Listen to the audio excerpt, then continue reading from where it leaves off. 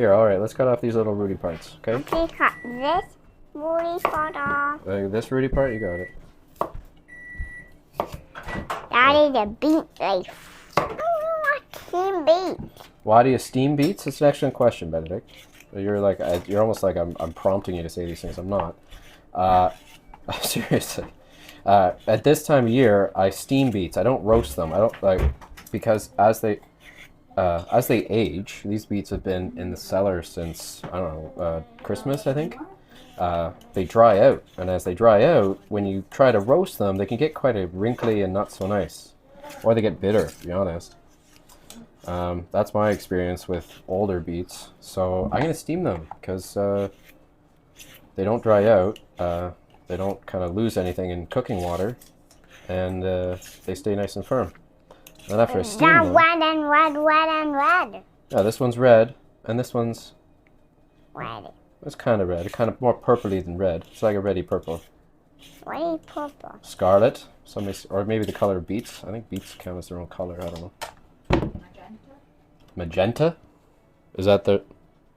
May I put them in here? Of course you may, sweetie. Sometimes I lay all of them out nice and flat on the bottom. You're gonna lay them out nice and flat on the bottom.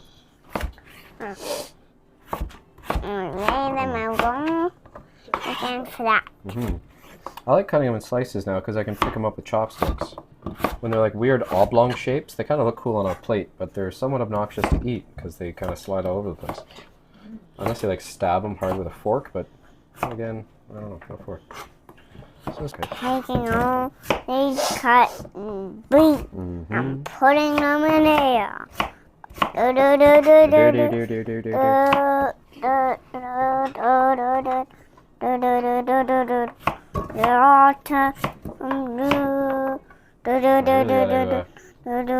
Focus on fingers in the way here. Yeah. Pause. Wait. It looked a little oddly slow for me, I guess. I put on the wet. Yeah, I got an idea, Ben. Here, let's put some cloves in there. Here, you want to see your hand? Yeah. Here, we'll put a few cloves in there. There we go. And what about a star anise? Remember the special star anise? My eye. Yeah, here, you take it. There you go. Should we throw a few orange peels in there, Ben? What do you think? And have the whole house smelling like... Oops, that's not orange peels, that's calendula. May I put some more? Yeah, you may put some in here. Take some and throw them in there. How's that? That nice? That's going to make our beets smell kind of nice. A little bit. It'll make the house smell nice anyways. Sometimes I like to soak them. Sometimes you like to soak them? Well, we are going to give them like a quick little rinse to make sure that there's no dirt on there. Okay, sweetie? Then I'm going to put them in here and I'm going to steam them. It's probably going to take a little while, maybe about 40 minutes or so. May I put them one here and soak them around for a little bit? You want to just stand there and play with them for a while? Please put them water and I don't play them with beets. I play them with beets and water. You want to throw all the beets into a bucket of water and then swish them around and play with them? Yeah. Okay, that's what, yeah, you can do that and then we're going to cook them, okay? Yeah. Okay. But Ben was nice enough to get us some more dandelion greens because he's a sweet boy and they're nice and tender and little ones.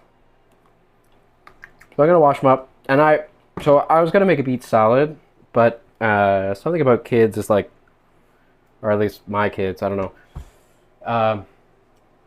Sometimes they'll eat things separately, but they won't eat things together. So if I make a composed salad, it might be, I don't want that. But if I give them beets on the side of other stuff, they think it's, I don't know, wonderful. So I'm going to do everything a little bit separately.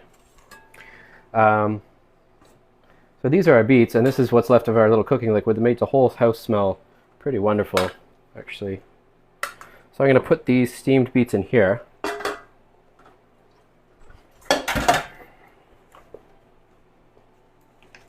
And I'm going to season them while they're still hot. That's kind of the thing. So I'm going to put lemon juice in it and some salt. And maybe just a little bit of pepper. I don't know. Maybe a little bit of pepper, just a little bit.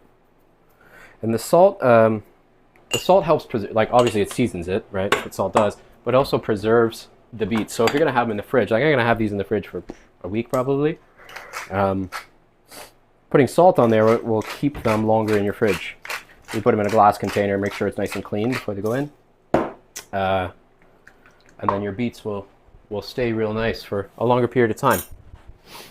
And so what I'm going to do is I'm going to have these beets on the center of the table.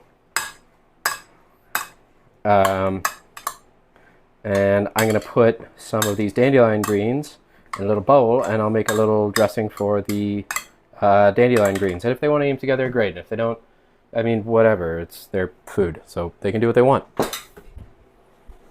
To a certain degree, anyways.